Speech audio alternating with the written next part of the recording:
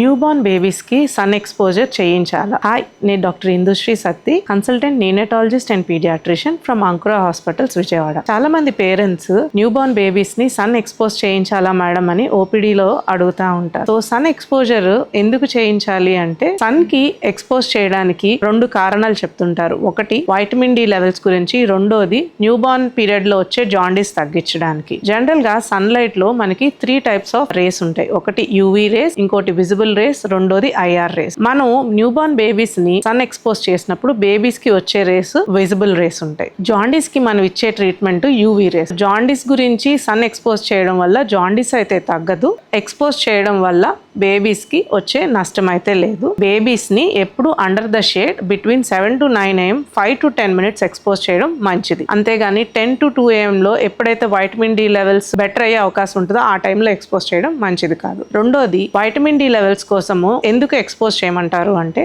Vitamin D అన్నది mother milk లో deficit గా ఉంటది కాబట్టి సన్ ఎక్స్పోజర్ చేస్తే వైటమిన్ డి లెవెల్స్ బేబీస్ కి బాగుంటాయి అని చెప్తారు. బట్ రొటీన్ గా వైటమిన్ డి లెవెల్స్ పెరిగే టైం మనం ఎక్స్పోజ్ చేయడం బేబీస్ కి మంచిది కాదు కాబట్టి we do supplement babies with vitamin D drop to prevent this vitamin D deficiency. Sun exposure can be done to maintain our cultural tradition, but it does not decrease jaundice. It may help in increasing vitamin D levels. Thank you.